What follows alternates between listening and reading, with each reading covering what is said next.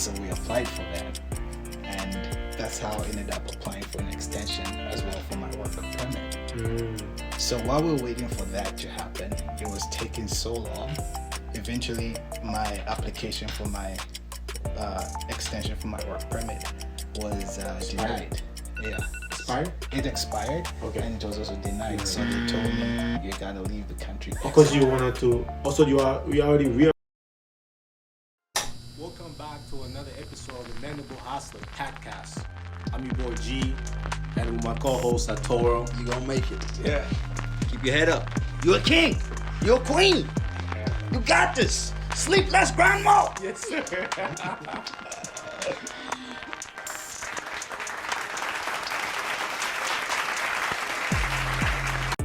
Welcome to another episode of the Mendable Hustler podcast. I'm your host G. First and foremost, another day, another bless, another grind. We just want to thank God for allowing us to be here. We have a very special guest with us today. My brother, David. Yeah, what's up? My name is David Nyambi, and I'm happy to be here. Yes. I almost forgot to introduce my co-host, Atoro. Yes, David, thank you for coming. Appreciate you for coming. I forgot to mention the godfather of my daughter. I just couldn't wait for you to take this opportunity to come and share a little bit of your story.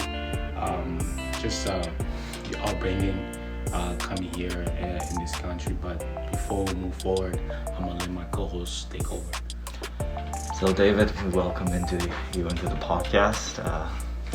Obviously, you're a special guest considering that you're Jelson's godfather for his daughter.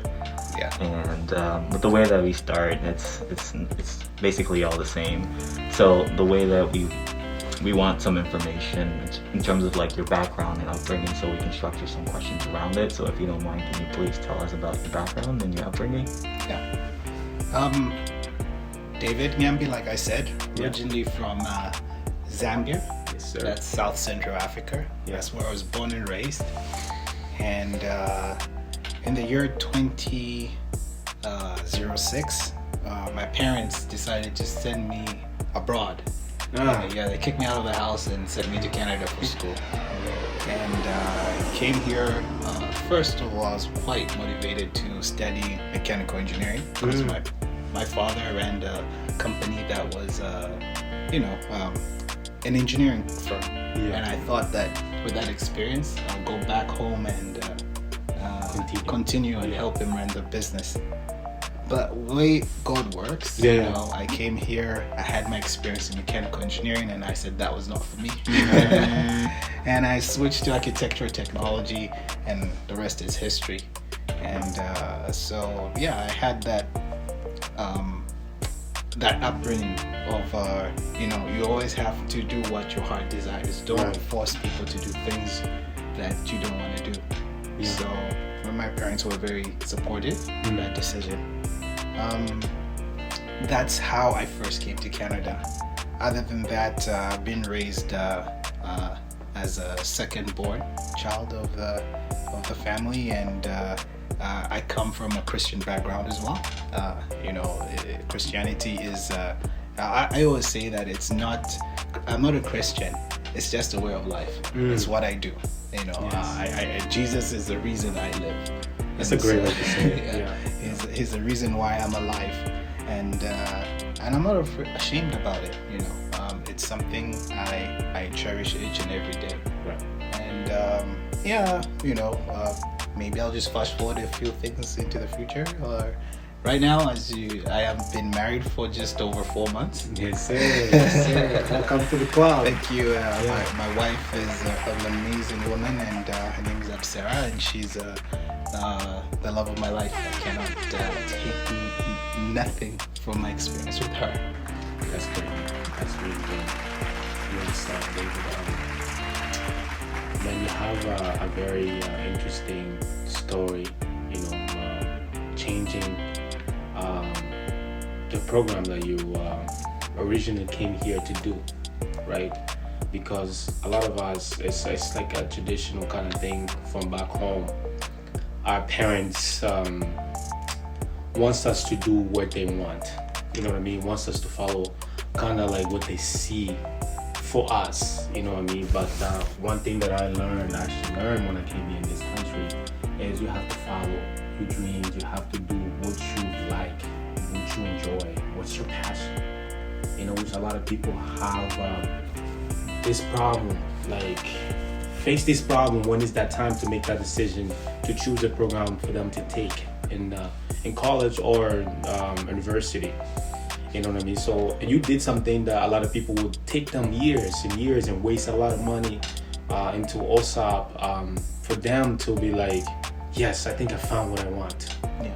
You know what I mean? So that's great how you realized. Well, did you realize after the first year? It was, so what happened was when I came, coming into Canada as international student. Yeah. I remember it was the semester was supposed to start right at the end of August of 2016. 2006. Yeah. And I remember my visa was being delayed.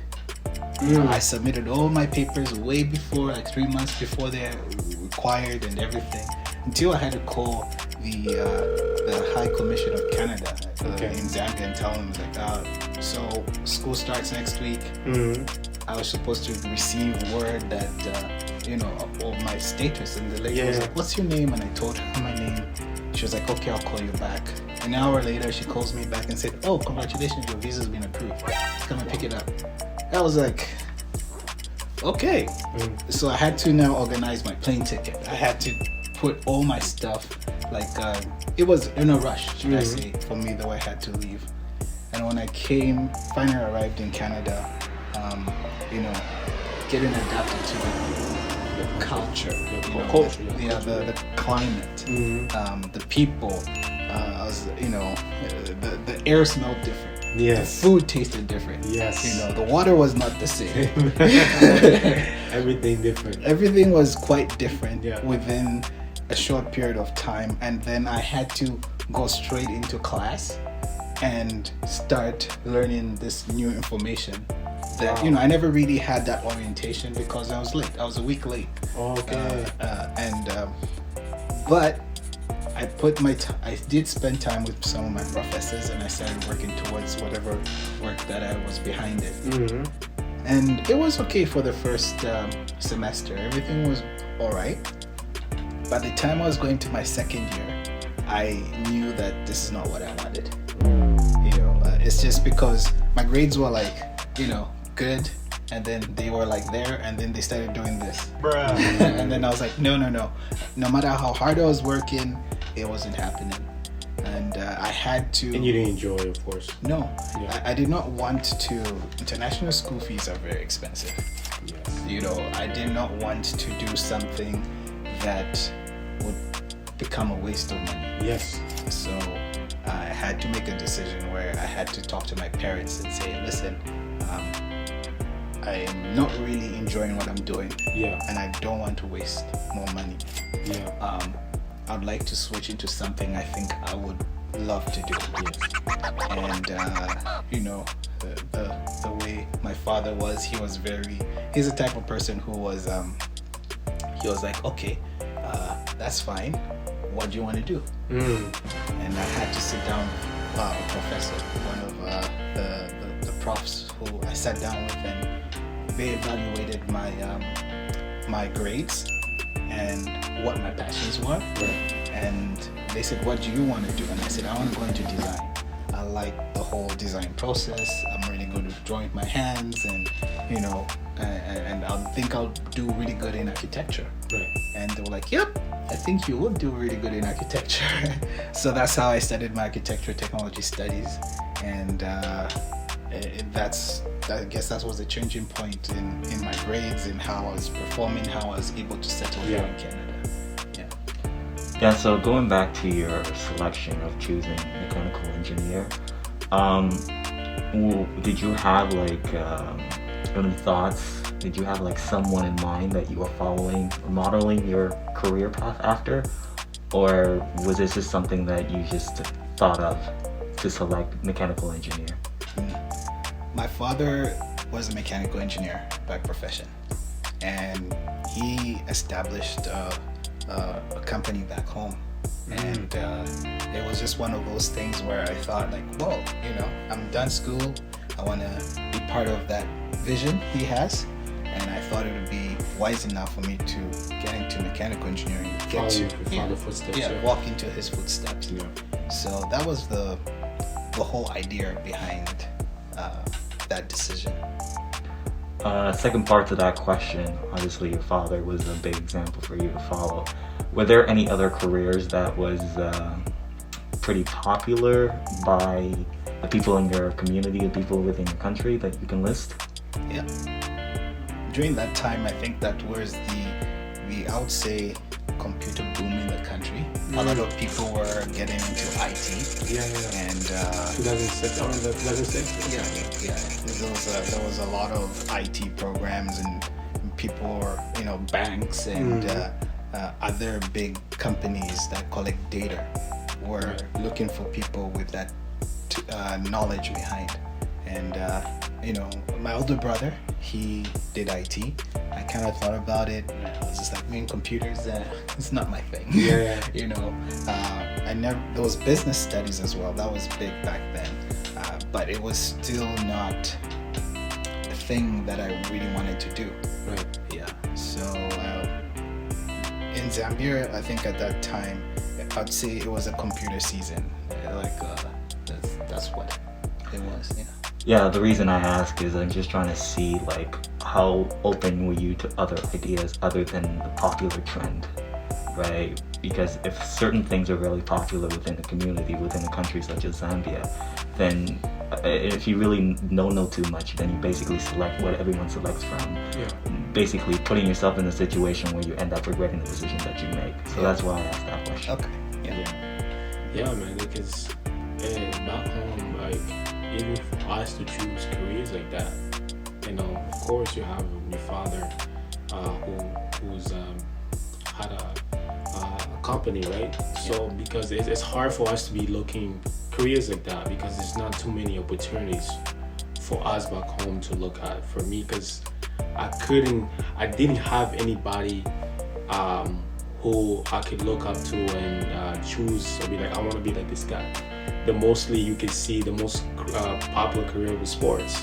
For music, basketball, soccer, you know what I mean? So those are the things that I was looking at. I could be that. I can make a lot of money. You know what I mean? There was no any other stuff like I want to be. I actually like to do. I love electrician. I wanted to do an electrical engineer. Yeah. But there's no anybody that that actually doing electrical engineer. So those dreams that you have, instead of like believing that you could do those things, yes. You know what I mean? Of course, the opportunities are so little. So you start to see only the things that you believe you can do, like sports. You know what I mean? It's great. That you ended up coming here and fulfill your visions. Yeah, I have another question.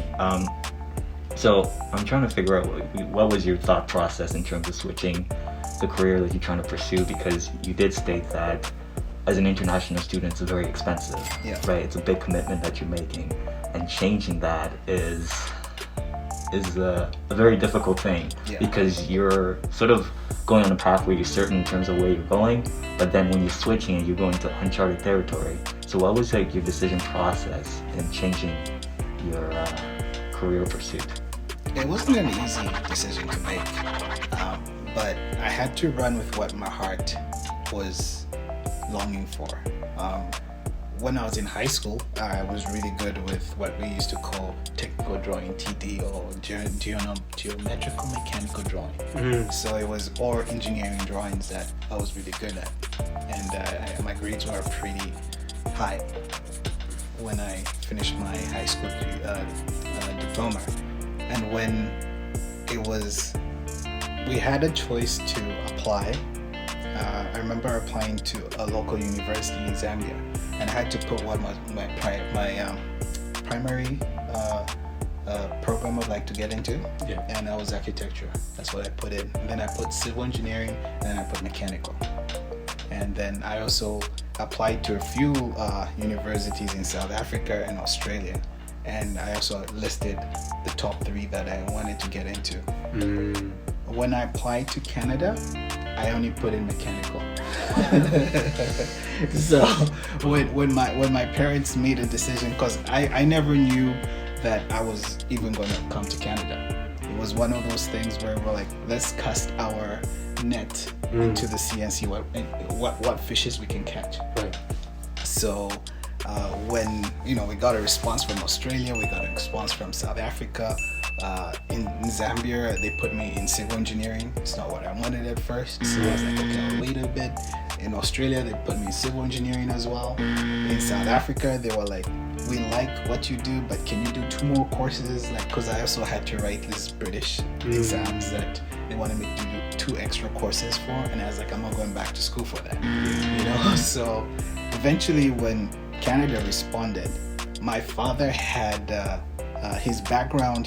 I think when he first went to college, there was a college in Zambia that had Canadian professors.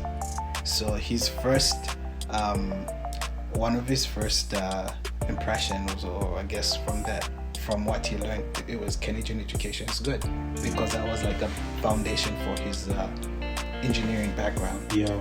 And so when that opportunity came up, he spoke to my mom and was like, yeah, I think it's best we send him there, because it's whatever he'll get to learn, he can apply it anywhere in the world. And so, so coming back to your question, when I had that chance to think, should I change? Will my decision be a disappointment to my family? And but at the end of the day, I remembered it was me. My future is what I wanted to do. The goal as well was like, if I did something a bit different, I would start something in the future on my own in Zambia that can help, because at that time there was not a lot of architectural companies. So I was like, maybe I could start my own if I had to go back. That was the goal when I first came. He's like, do education, go back home. I was not thinking about settling in Canada at all. Yeah, that's good. Yeah. So you said you had a really hard mark coming out of high school. In Africa, man, I had a really difficult time focusing in school. And how you were managed to stay, because there's so many distractions, there's so many things to do back home.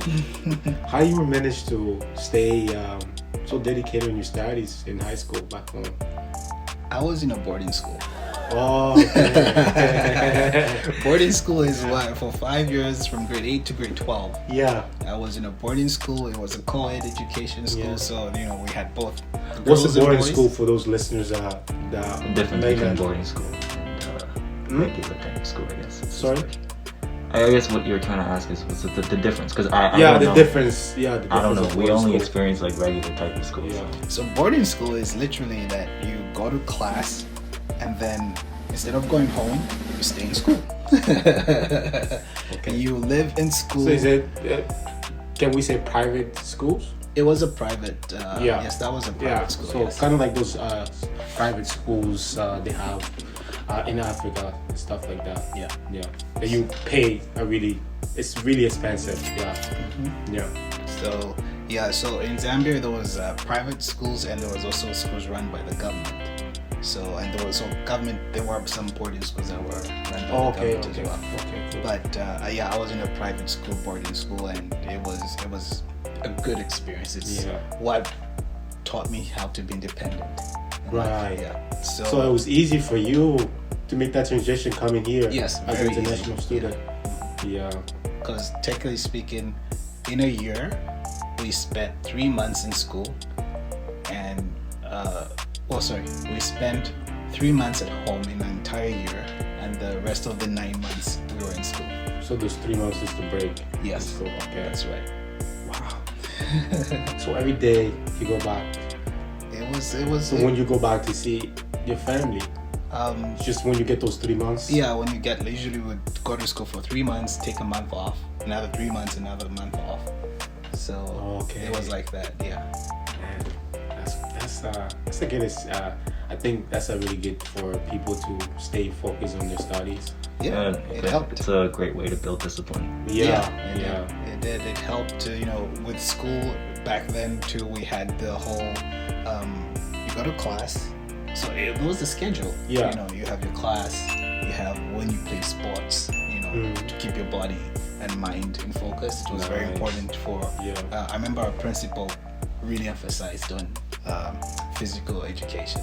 It was like PE is very important. You guys got to do that. You got to run. You got to sweat. It's good for your mental mind. It's good for your body to go through all that, so that when you study, you'll be focused. Right. And it's also very important to build those habits early, because they play an important role in shaping you who you are today. That is right. Just building on those habits early. That is right. That is true. Yeah. So it helped. It helped with my discipline in study, and not every subject I was an expert at, but there was a few subjects I really loved. Yeah. And that's what I excelled at. That's good, man. So, and I wanted to bring back one of the things that you said. You said that, of course, when you changed your program, right, you realized that you wanted to do something that you're passionate about, something that you feel like, yes, this is the right thing. And you said you didn't want to waste your time, because being an international student, it costs a lot of money. Yeah. And you didn't want to just come here and not take advantage of that, right? Yeah. Of course, your parents are paying school for you, and you want to be like, I want to go back successful, or with my diploma or a degree. How you were managed to I don't know if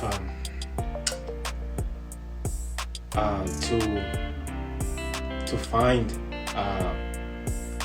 to be so quick and to make that decision, just to realize that this could be something that might not be able to finish, because I can see I'm not very consistent with my marks. It was something I had to tackle head on. Once I realized that I was not enjoying what I was doing, that's the time I had to make that decision to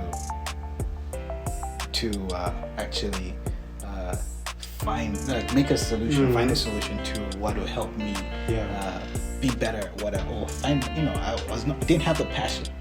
I'll go to class, I'll learn, I'll hear the props, I'll just go to study at night, I'll be reading my notes. Yeah. The next day I'll go write an exam or a test. I'll just get mediocre grades. Right. Just grades were just not satisfactory to what I wanted.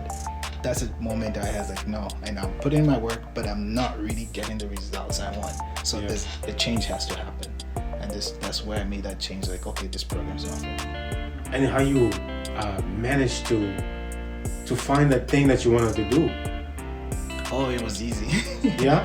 Yeah, it was easy. I had the college I was at had a teacher, or she's not a teacher, just a department that if you're struggling with your courses and stuff, you can go talk to. Yeah. And they can help. Student counseling. Student counseling, yeah, exactly. So that's what happened, and I sat down with the counselor, and the counselor was able to look at my grades. They looked at what I was good at, and based from my background, and they asked me, what would you like to do? And I was in my head, I was like, I want to draw, I want to design. Yeah. And then the architecture program is what was offered, and I was like, yep, I think I would love to do that.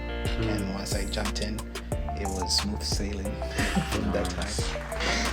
Yeah, so now that of course you're married, doing what you finish in school, can you tell us more about what you do in terms of your job and stuff like that? So with the experience that I have from education, I'm now an estimator for a commercial roofing company. So basically what I do is I look at projects that come in that we can bid for, and we basically will go through the working drawings, or should I say the blueprints of the project, but specifically for the roofing portion. because that's where I am for estimated. The roof? Yeah. Oh, okay. A commercial building though. Okay, residential. Yeah. Okay. So flat roofing. Okay. So like things like hospitals, skyscrapers, big schools, and that anything that has a flat roof. Okay. Yeah, that's what we focus on. But your main responsibility is?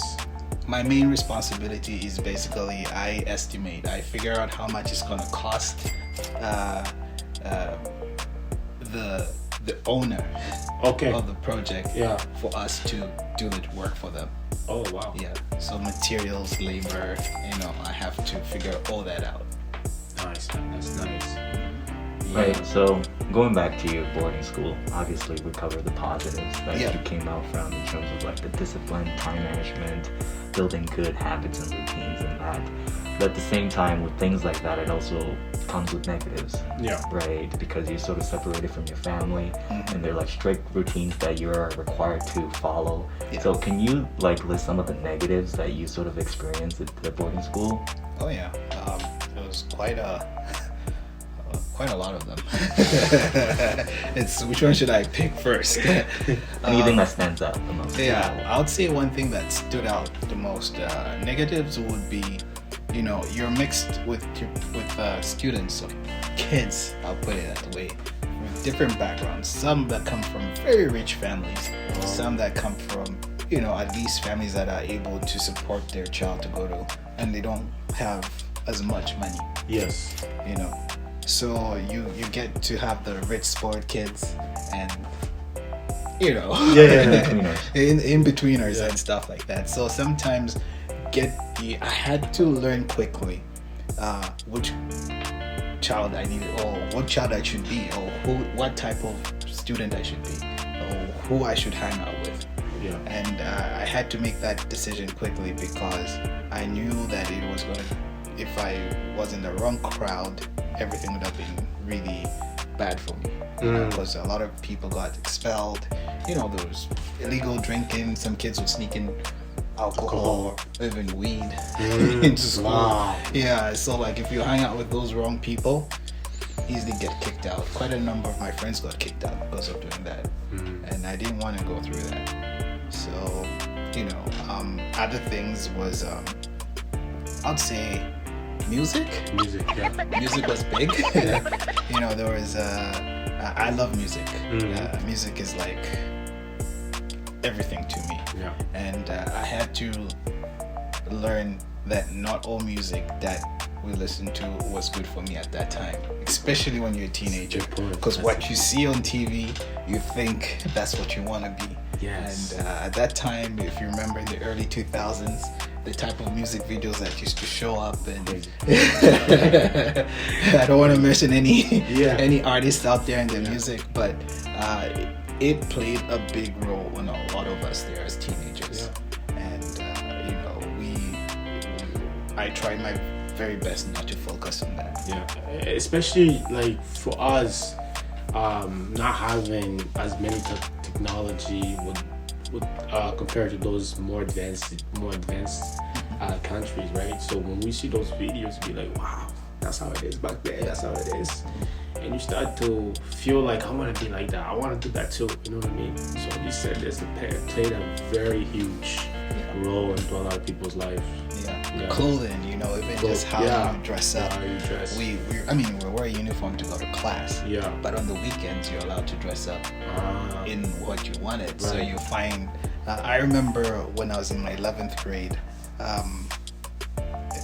when I knew that things were influencing me the wrong way. It was I think my birthday or something, and I told my parents I needed certain Adidas shoes that I saw. They were like basketball shoes that I saw in the show in one of the shops. And so I remember going there with my father, and he was like, "Oh, pick up this shoe," and I looked at it, I was like, no, it was cheap, And I was just like, no, I don't want that one. I want that one. And then he was like, "You want to buy this? This is like 4-5 times more than the other one." I was like, "I want that one." And so he was like, "Okay, fine." So that's what we bought. And then I remember there used to be a session, I think Civilian Day back in boarding school, like once every semester, where on a Friday you can dress up in whatever clothing. You don't have to wear. I think we had here. I used to go to St. Pat's. We used uniform too. We called it dress down day. Yeah, like that, dress down day. Yeah. So you dress up in whatever you want, and then I ended up wearing the new shoes for the first time. Yeah. And when I walked into class, everyone was like, "Whoa, those are the latest!" I had no idea they were the latest. I knew they were expensive, and I wanted to wear them because I'll get that response in class. Right. You know. Yeah. But when I realized that, I didn't like that feeling. The attention? I didn't like the attention. And I felt bad wearing those shoes. And that was the second last time I ever bought very expensive shoes. Yeah, so like those negative, I would say some of them not bad, but like influence that came from certain friends kind of, you know, you had to really make a decision back then, quick to make decisions to either do something good or something bad. Yeah. Okay, so going back, I was just focusing on pressure. Yeah. Right? And specifically focusing the amount of money that you have to pay to be an international student. There's an expected result. That's right. Right? You're going into another country, you expected to get this degree, you expected to complete it successfully. So there's pressure that comes along with that. How much pressure did you feel in terms of coming into Canada to complete this course and return back home not feeling completed and I guess, well, so the question is, what was the level of pressure that you went through? The pressure was there, especially when I realized I kind of wasted 2 years already. I did 2 years of mechanical engineering, then I had to switch into architecture, and that's money. Yeah, that was money. Yeah. You know, money, not cheap. Mm-hmm. You know, every semester was quite a lot. So I remember one thing I felt pressured to do was to help with the financial stress. Because I'm not the only child to my parents. Right. I had a young brother and sister that were behind me that also were planning to go to school, and their school fees were not going to be cheap too. Right. So I decided to help in a way, like I'll get a job so that I can help with that. And I remember one thing my father told me when I was coming to Canada. He was like, there are three things that you should know. Number one is wherever you're going to go, the same God you have in Africa is the same God that you're going to believe even in Canada. The second thing was money. He was like, if you don't keep your money safe, you will suffer. Like you have to be wise with money. And meaning if you waste your money. If you waste your money, you find yourself in a pickle. Right. And the third thing was like your friends, people you're around with, those are the most important things you have. People that you need to find the right type of people to be around with. And I remember I put myself in a pickle with money because I was trying to help my parents. I felt burdened that I need to look after myself. Let them just focus on my school fees. They don't have to give me any money too. Yeah, like maintenance fees just for me to pay rent. I want to work, pay my rent, buy my food, buy my bus pass. They can focus on my school fees, and that's what I told them. Wow, and oh, that's good, man. It was a good gesture, but I was not financially sound at that time. I never knew how to budget, I would say. Okay. And that really messed me up, especially when someone introduced a credit card to me. Yeah. I had no idea what that was. So I remember getting this credit card. I think it was fine. Like every time I used it, I paid it off. Right. Because that's what they told me. Yeah. But I didn't know I had to pay it off on time. Yeah. Okay. That kind of thing. Yeah. And then eventually, you step.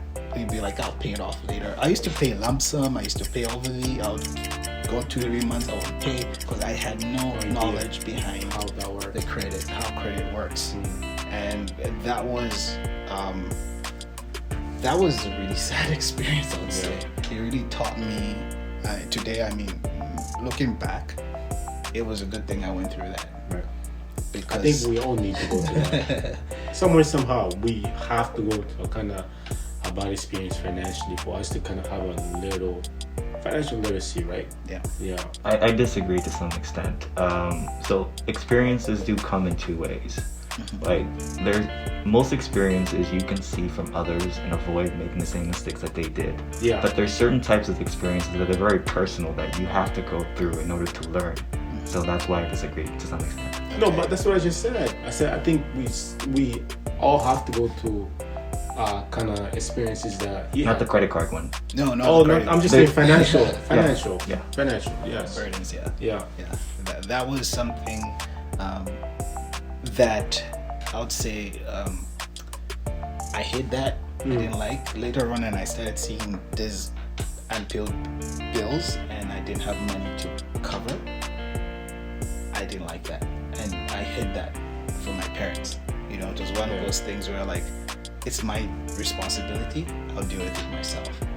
And the harder I tried to work it on myself, it's like the deeper I went in the hole, because I never really had that knowledge on how to be, how to budget. I was gonna say budget was my biggest thing, you know. And I mean, fast forward into the future, I was able to come. You know, I had met a few people that helped me, that taught me this is how you do it. This is how, you know, I had to get rid of my credit card. I had to start paying it off, and I had to be also honest with my parents. I had to tell them I messed up. You know, and they were like, "Okay, you messed up, you know, but you shouldn't have." You know how parents Because are. they're willing to help. Yeah, exactly. Yeah. And you're just trying to be responsible. That is right. Yeah.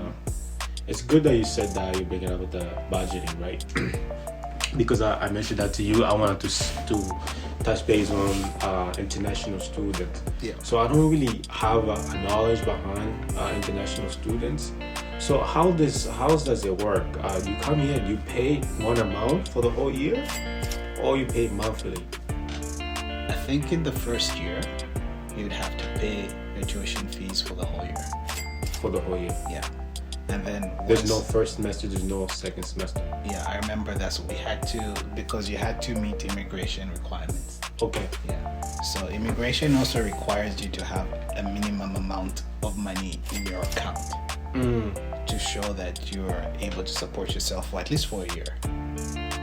And then there's also, they want to see proof that you've paid for education for a whole year. Yeah. So by the time you already have started your program, I would say they would assume, you know, money's already been organized for the next semester or the next year. So that's how it was. We had to pay for the first year. I had to have enough money in my account to support me financially for at least a year, the first time. Yeah.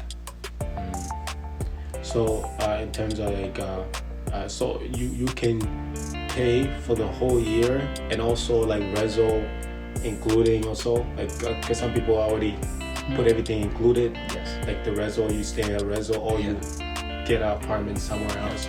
So that's already included on that money that you pay for the whole year. Yes. Yeah. So as long as you show proof to immigration, because they want to see your bank statements to say that you've made a payment, your tuition fees have already been paid for, and you have X amount of dollars in your checking account to cover you for the whole year.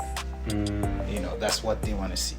Or if you don't have that, you have to show proof of someone who's going to sponsor you, who's got X amount of money to support you for that year. Yeah.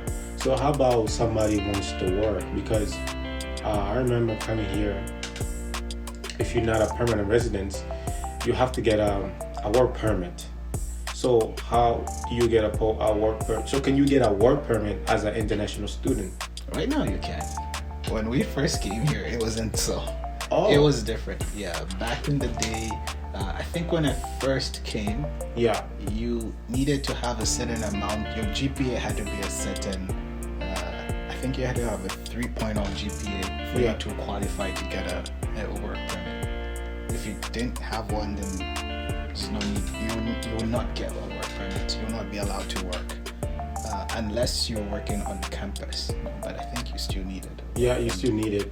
Yeah, you still need a work permit. Yeah, unless you're doing something under the table. Yeah, unless that. Because you'd have to get a work permit and a social insurance number. That had to be 1 in 1, so you had to pay taxes anyways. Yeah. So, yeah, when I first came, that was a thing. And I think now things are different. Immigration have changed things. I think when you come in as an international student on your student visa, you can apply for a work permit and you'll be given one. No, actually, your student visa is a work permit. I think that's how it is. I think that's how it is. Yeah. Okay. Yeah. Okay. They made it easier because they noticed a lot of students were coming in and they needed help. Yeah. Yeah.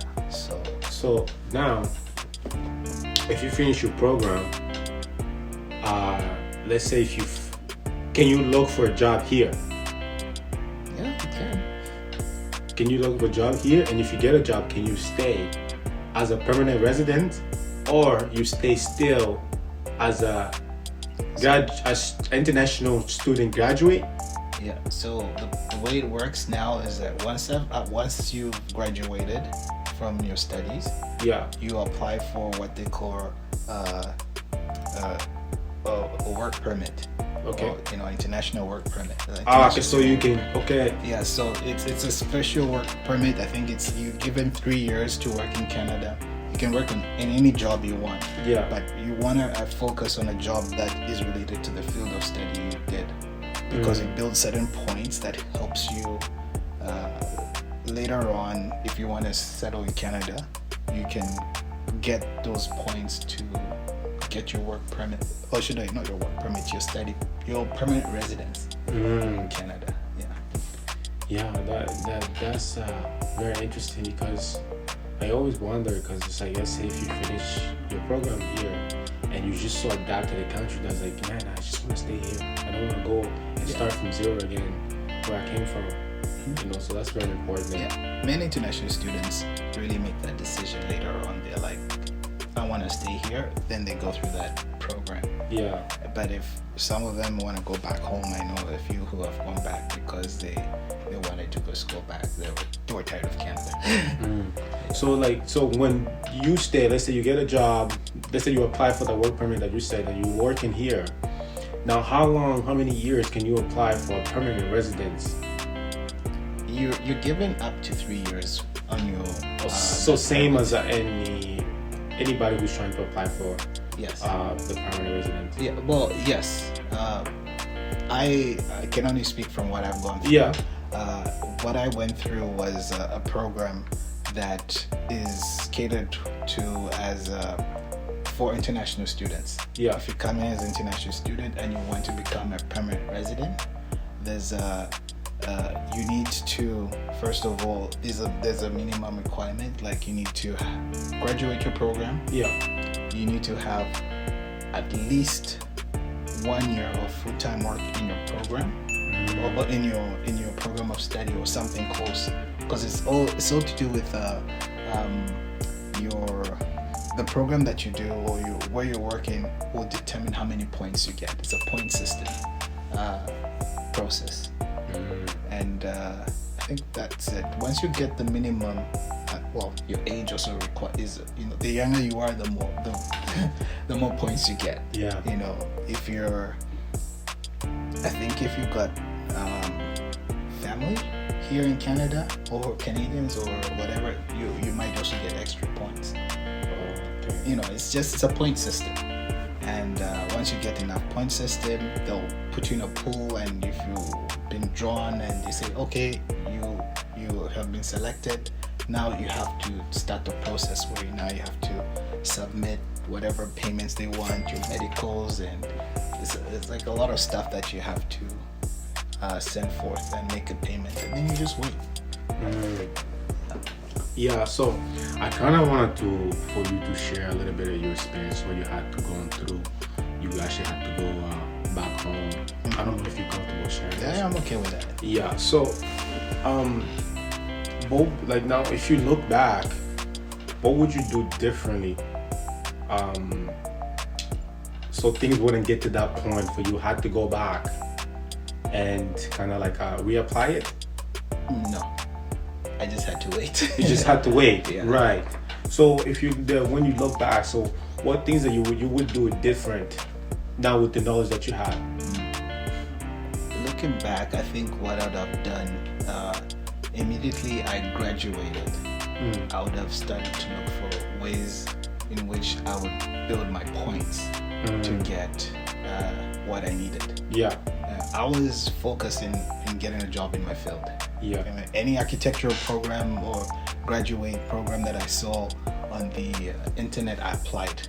Yeah. And I applied, and many times I got that, oh, we found someone who is more qualified than you. And I was like, people, I just graduated. I need some experience. Yeah. You know, that kind of thing.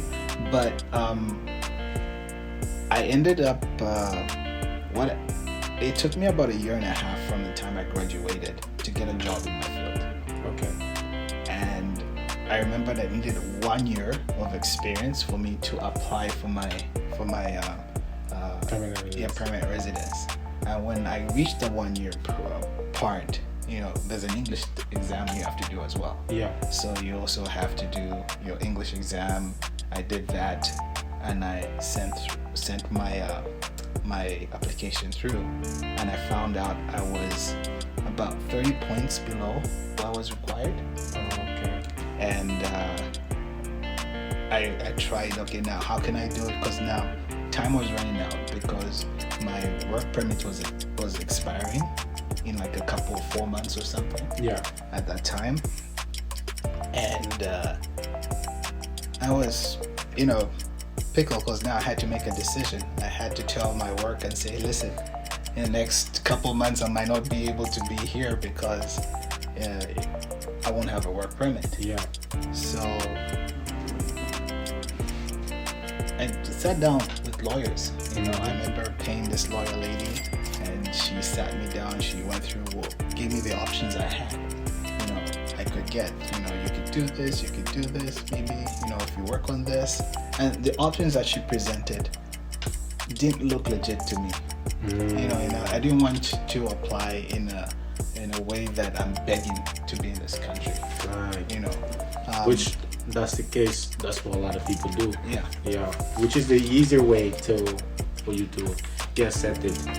That's true. Yeah. Because it went to a point where it's like you can declare and say if you go back home you might be in trouble or you want to might not. like so you want to. And I was just like, no, that's just too much because it's not true. Yeah. So what I ended up doing is I talked to my work and I told them this is what I'm going through. So pretty much you want to do the honest way. Yeah, the honest way. And the company I'm working for, they're fantastic. They told me like, we'll see what we can do to help you. Yeah. Because we don't want to lose you. Very good worker. And there's what they call I don't know if that program's still on, but there's what they called and as a way of getting you a permanent international student or international worker become a permanent residence through what they call the labor market work permit or something like that. It's a program with immigration where your work sponsors you. They make an assurance say that no, we want this person to be part of us because we've tried to find a permanent residence or Canadian and we can't find anyone who can do what they're doing. So we applied for that, and that's how I ended up applying for an extension as well for my work permit. So while we were waiting for that to happen, it was taking so long. Eventually, my application for my extension for my work permit was denied. Yeah. Expired? It expired, okay. And it was also denied. So they told me you gotta leave the country. Because you wanted to. Also, you already reapplied to renew it. Yes, I did. Also, they deny it because because my work permit was expired, and as well my labor market assessment was not yet completed in the right time. So I was just like, okay, what to do? Yeah. So the best thing that was happening, they were like, oh, you should get married and stay. And I was like, I don't want to do that. I mean, I could do it, but if I find someone that wants to marry me for that, great. But if it's not the case, let me go. Yeah. So with the wise words from my parents, they were like, just come back home. Your assessment is still being processed, so we can just wait. Yeah. And I was like, yeah, it's true. So instead of me staying here in Canada legally, I decided to go back home. Because you could have stayed here. I could have stayed here, but I might have been in trouble. Right. In your process. Exactly. Yeah. So the great thing is what happened was when I went back home, I started working for my parents. Yeah. And the position, back to Mechanical engineer. Mechanical engineer. Yeah. But the position, because at that time the company has grown to a point where it's not just engineering they do. Yeah. They also went into a little bit of other things, and I ended up I was hired at that time because of the works going on. I was hired as a project coordinator. There was a few construction. I remember I was given a position as a project coordinator because there are different types of projects happening at that time, and with that being said, my work experience was enhanced, or should I say, I was able to get more points because I updated my immigration profile, and it also gave me way more points. And they managed to give me an offer an offer came in through saying, oh, you've qualified to get your permanent residence. Just submit whatever documents they asked me to do at that time. Yeah. Which was big because that's what I was waiting for the whole time when I was here in Canada. But when I was in Zambia, that happened, and I was like, okay, great. So that's how we managed to submit all the medical work or everything that they asked me, police background and all that stuff. And I just had to wait. And then COVID happened. Because I was only supposed to be gone for like 3-4 months and be back. But then with COVID, it delayed everything. So you just decided to stay. Yeah, so I had to stay because they were like my from the time they said, oh, to take 6 months to process your information, it ended up being 1.5 years. Because COVID happened, a lot of things were delayed, slowed down. But there's a twist behind all this. Everything that happened was meant to happen. Especially, like I said, I'm a person of faith, and I believe that God always directs me in the way that I have to go. During that entire time when I went back home, my father was diagnosed with stage 4 colon cancer. Yeah. And we never saw it coming as a whole family. He was fine. Everything was great, And I would just say it happened so fast from the time he had his surgery and he had to go through chemo. It happened really quickly. And, unfortunately, he went to glory early this year. But I'm grateful to have been home during that time. Yeah. Especially to be around him, to be with the family. And it's something I'm grateful I had to go through. I wouldn't. If I made that decision, say no, I'm gonna hide in Canada and go back home, it would have been a bad decision because COVID hit and I was not able to leave the country. Right. Yeah. That's something that you look back is like you can never regret. Yeah. There's like a setback for a major comeback. You came back as a married man. I came back as a married man. As a married man. Oh, yeah. You know what I mean? She actually got married there. Yeah. Came back as a married man, just to see what you're going through. Man, I tested you too. It's just like I send my condolences to you because, man, it was not easy, A lot of emotions. Yes. In a very short period of time in a year. You're working on your immigration. Yeah. And at that time, Abby and I were talking, and we were like, "Oh, this immigration thing is taking too long." and we had plans and said, okay, you know, if it takes too long, Abby was like, I'm gonna come to Zambia and we can get married. But then I was like, there's COVID. Yes, yeah. You know, and then it's like, just wait. Once, you know, my work permit was approved, but I couldn't, no, my PR was finally done, but I couldn't travel because of COVID. So I told her, like, you know, once it's over, I'll come. But, you know, with what my parents were going through with Dad's illness, it made the decision for me to stay home a bit, made more sense. And you know, just the way everything worked, even my company, I told them, like the company I work for here in Canada, I told them what I was going through, and they're like, take as much time as you want.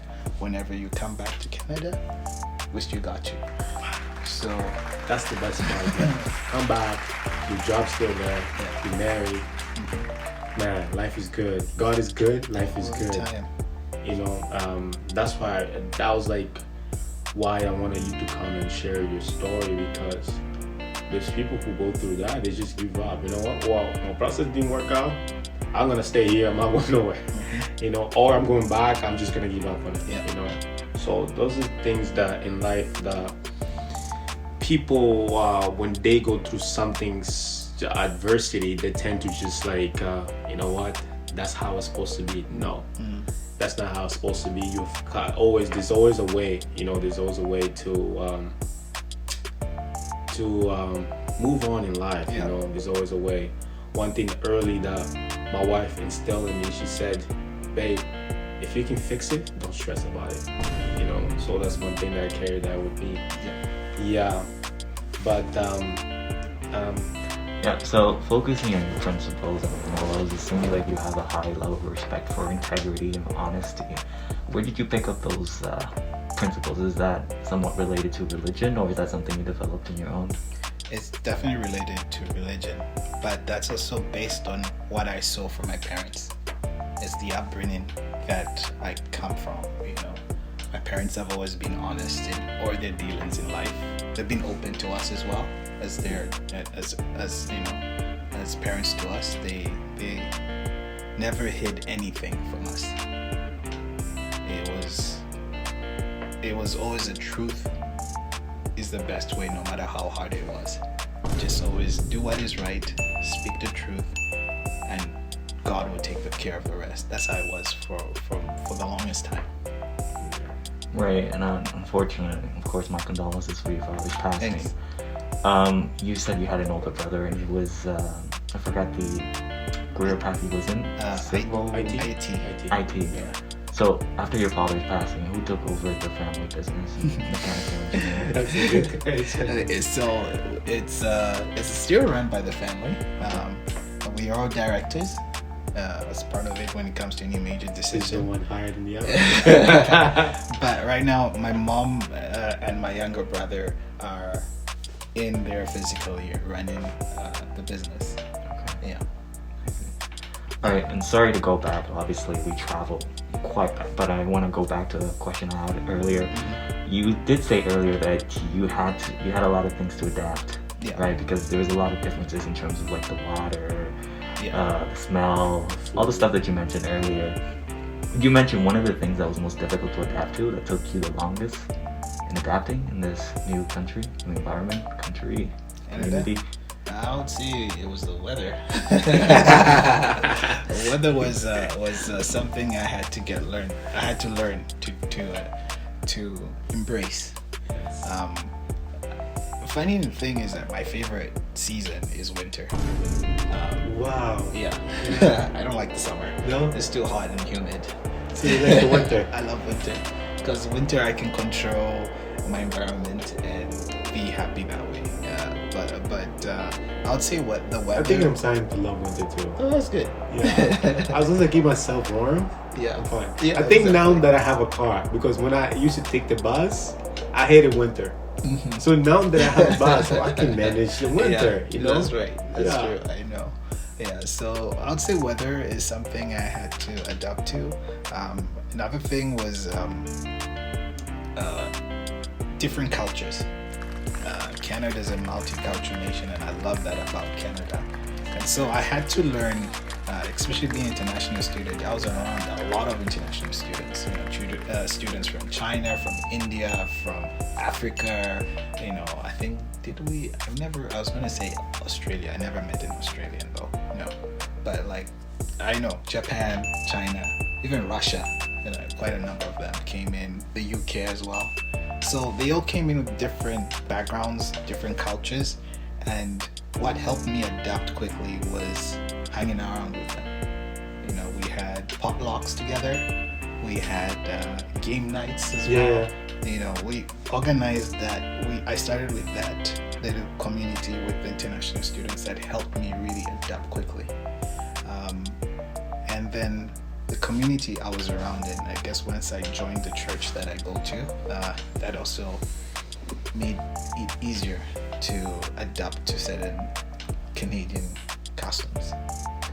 Right. So being exposed to many different cultures and customs of sorts, over time you come to figure out things about yourself that you didn't before. So did you develop any other passions as time progressed that you didn't realize at first? Yes, I did. Can you list some of them? I love cooking now. I thought cooking was a chore. Yeah. But learning, I lived with it's who I call them my Canadian parents. Yeah. When I was a student, I lived with. He's Canadian, but his background is from Italy. His family's from Italy, so he taught me how to cook different types of Italian sauces, for pastas, and it was from scratch, not stove bought and put in a pot. No. So that learn different types of culture and food. I learned to adapt to enjoying sushi. Nice. Sashimi, eating raw fish and all that. It was something. I still can't do sushi. You gotta hang out with me more. Yeah. You need to. Yeah. I got some boys that will teach you how to eat it well. Okay. Yeah. So it's just one of those things that, So cooking, I would say,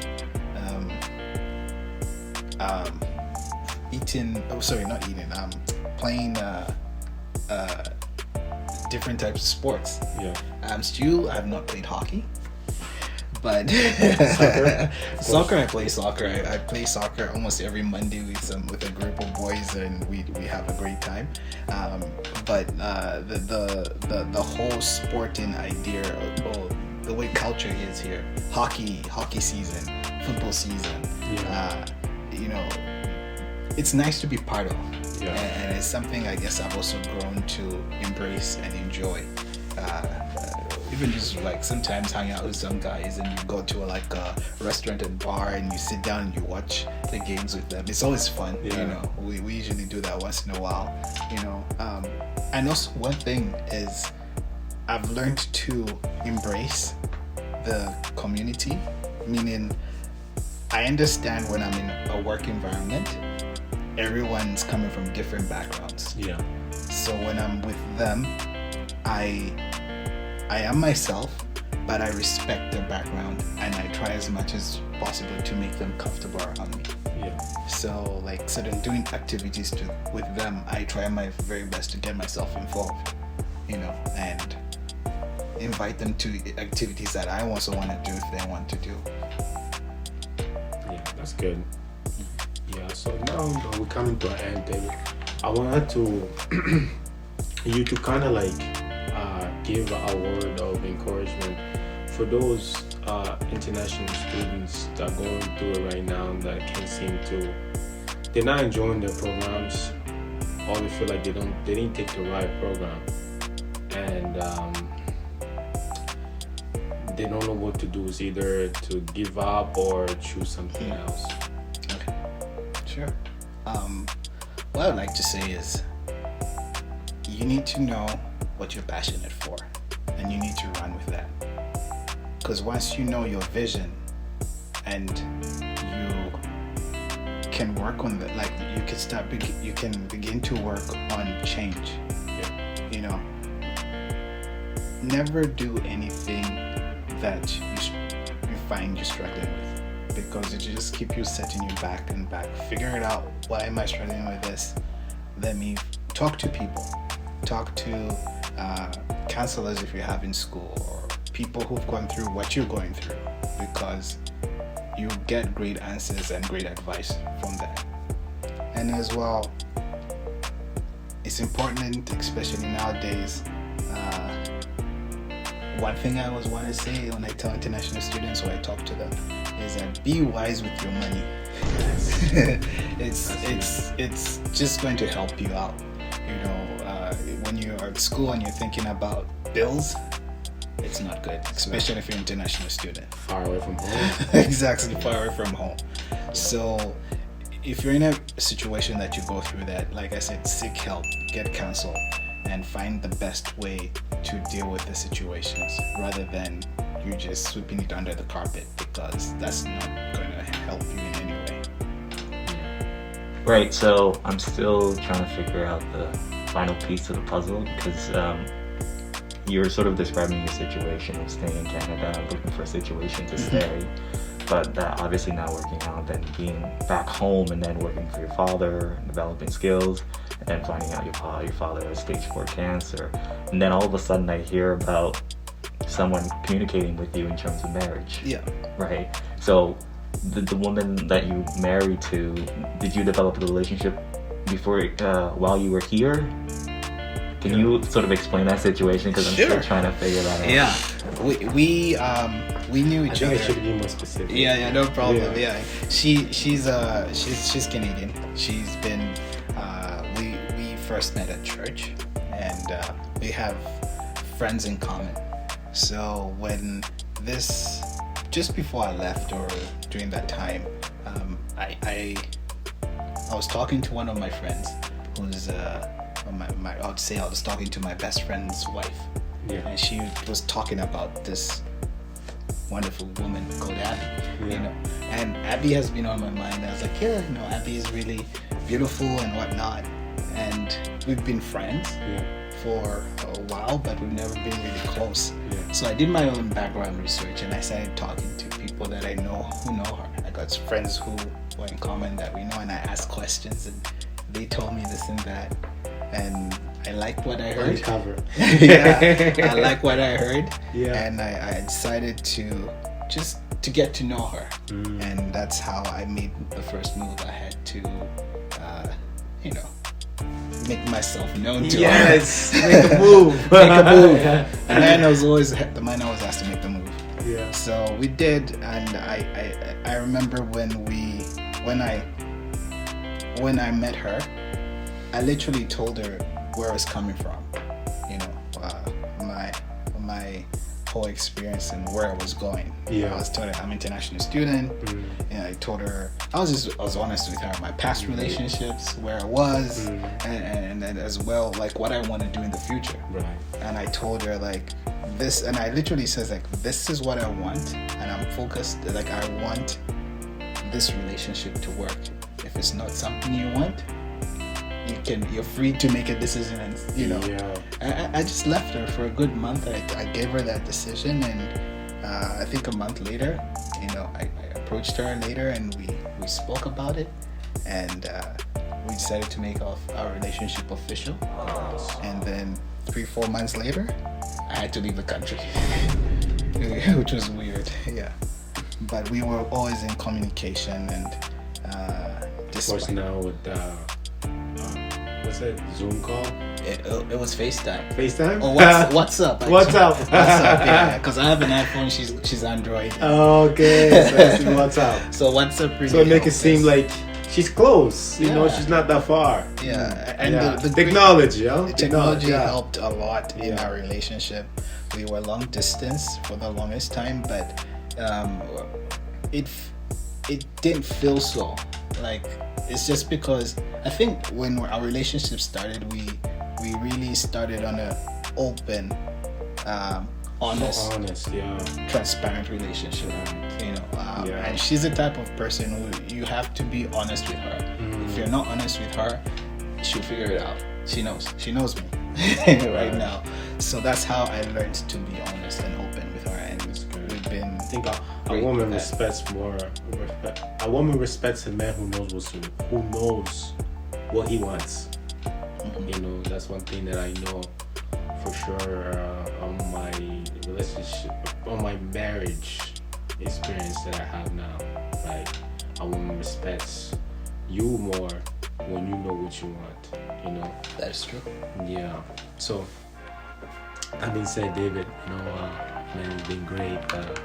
Thank you so much for coming, and we can all do part 2. Yeah, I'm excited. Next time, let's talk about juicier stuff like relationships. Yes, no, definitely. Yeah, we can do that. Yeah. Yes, I'm down to do that. And yeah, thank you, man. Appreciate you. Thank you. As always. Yeah. And we'll see you in the next episode. Peace.